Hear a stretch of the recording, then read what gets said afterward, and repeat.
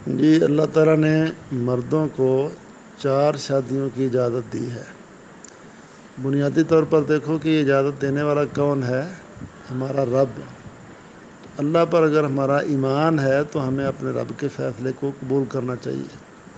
عورت کو سب سے پہلے یہ سوچنا چاہیے کہ یہ اجازت دینے والا اللہ ہے، تو اللہ پر ایمان کا تقاضا یہ ہے کہ اللہ کے فیصلے قبول کیا جائے۔ سورۃ محمد میں اللہ تعالیٰ نے فرمایا کہ جو لوگ اللہ کے نازل کردہ فیصلے احکام پسند نہیں کرتے، اللہ ان کے اعمال ضائع کر دیتے ہیں۔ کرہوا ما انزل اللہ فاحبط اعمالہم۔ تو وہ عورتیں جو خامدوں کی دوسری یا تیسری یا چوتھی شادی سے نفرت کرتی ہیں اور لڑائیاں ڈالتی ہیں، خامد کی عزت نہیں کرتی اور اس کو ناپسند کرتی ہیں، تو وہ پہلے نمبر پر یہ سوچیں کہ انہوں نے اپنے رب کے حکم کو مسترد کیا ہے، رب کے فیصلے سے ناراضگی کا اظہار کیا ہے، تو اس کا ایمان ضائع ہو جاتا ہے۔ دوسرے نمبر پر حقیقت کو دیکھا جائے تو عورتوں کی تعداد زیادہ ہے، مردوں کی تعداد تھوڑی ہے۔ اگر مرد 4 شادیاں کرتے ہیں تو خاندانوں کے لیے اور معاشرے کے لیے بہت بڑی خیر کا باعث بنتے ہیں۔ کتنی ہی عورتیں ہیں، لڑکیاں ہیں جو گھر میں بیٹھی ہیں، ان کے رشتے نہیں ملتے اور ان کی عمریں گزر رہی ہیں۔ اس عورت کی بھی چچے کی بیٹی ہوگی، کوئی پھوپھی کی بیٹی ہوگی، کوئی خالہ کی بیٹی ہوگی، خاندان میں، رشتہ داروں میں، دوستوں میں ایسی عورتیں ہوंگی جن کی شادیاں نہیں ہو رہی، تو اگر اپنے خامد کو کہے کہ آپ میری کزن سے شادی کر لیں، آپ میرے فلاں سے شادی کر لیں، میرے دوست سے شادی کر لیں، تو یہ عورت خیر و برکت والی عورت ہے، معاشرے کے لیے، اپنے خاندان کے لیے خیر و برکت کی باعث بنے گی، اور وہ آدمی بھی خیر و برکت کا باعث بنے گا، وہ لوگوں کی پریشانی ختم ہو جائے گی۔ تیسرے نمبر پر عورت کو خود دیکھنا چاہیے کہ وہ طبعی طور پر کمزور ہے۔ ظاہر اس نے بچے اللہ تعالیٰ دیتا ہے تو بچے کی پیدائش کے مرحلے میں 3-4 مہینے اس کے ایسے ہوتے ہیں جب وہ خامد کے لائق نہیں رہتی۔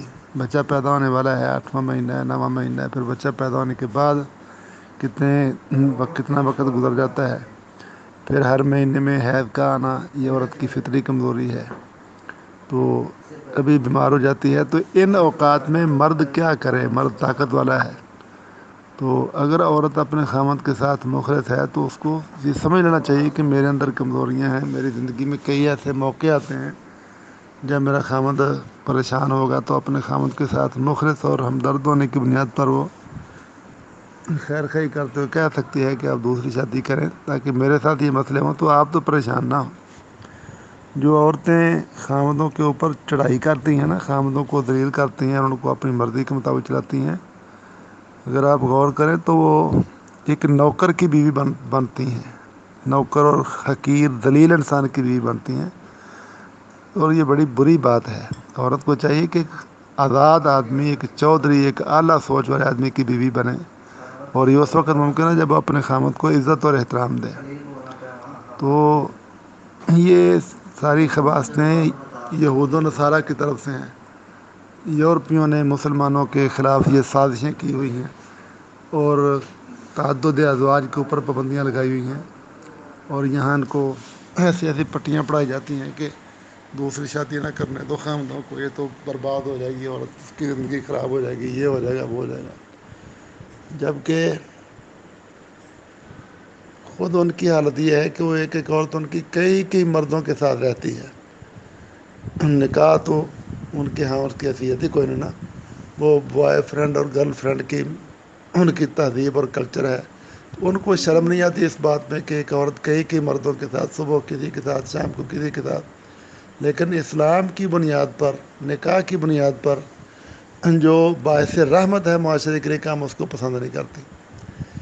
اس طرح ایک صورت یہ بھی ہے کہ عورت 2-3 بچے پیدا کر لے تو کمزور ہو جاتی ہے، پھر یکے بعد دیگرے بچے پیدا ہوں تھوڑے وقفے سے تو عورت کمزور ہوتی ہے، اللہ نہ کرے اگر آپریشن ہوتا ہو پھر بھی عورت کمزور ہوتی ہے۔ اب ان کمزوریوں کا کیا حل ہے؟ خامدوں کو ذلیل کرنا تو مقصود نہیں نا، نہ عورتوں کی سوچ ہونی چاہیے نہ کسی اور کی سوچ ہونی چاہیے، حقیقت پسند بن کے دیکھا جائے تو ایک بہت بڑی رحمت ہے جس کو لوگوں نے خواہ رحمت بنا لیا ہے۔ ہاں یہ ضرور ہے کہ اللہ تعالیٰ نے دوسری تیسری شادی کے لیے یہ شرط لگائی ہے کہ جس طرح پہلی بیوی کے حقوق ہیں ان کو رہائش دینا، اس کے خرچ اخراجات کا خیال رکھنا، اسی طرح دوسری بیوی کو الگ رہائش دے، اس کے خرچ اخراجات پورے کرے، اپنی زندگی کو تقسیم کر کے اپنا وقت تقسیم کرے، یہ حقوق پورے کرنے کی قابلیت ہو تو پھر دوسری تیسری شادی کرے۔ اور پہلی شادی کی بھی یہی شرط ہے۔ وہ مرد جو حقوق کا خیال نہیں کرتے، رہائشیں نہیں دیتے، خرچے پورے نہیں کرتے اور شادیاں کرتے ہیں، وہ ٹھیک نہیں، نہ ایک کے لیے ٹھیک ہے نہ زیادہ کے لیے ٹھیک ہے۔ تو یہ ایک اللہ تعالیٰ کا فیصلہ ہے۔ پہلے دنوں میں تو بڑی بڑی شادیاں ہوتی تھیں۔ بنی اسرائیل کے انبیاء حضرت داؤد علیہ السلام ہیں، حضرت سلیمان علیہ السلام ہیں، ان کی 100 شادیاں تھیں۔ اور یہ یہودی صحیح کس منہ سے کہہ سکتے ہیں کہ زیادہ شادیاں نہ کرو، جبکہ ان کے نبی سینکڑوں شادیاں کرتے تھے۔ ہمارے نبی نے تو پھر بھی 13 شادیاں کی ہیں اور زیادہ عرصہ 11 رکھی ہیں، ان کے تو 100 شادی ہوتی تھی۔ تو یہ دین کا مسئلہ ہے، ایمان کا مسئلہ ہے، اس کو ایمان کی بنیاد پر سوچنا چاہیے اور قبول کرنا چاہیے۔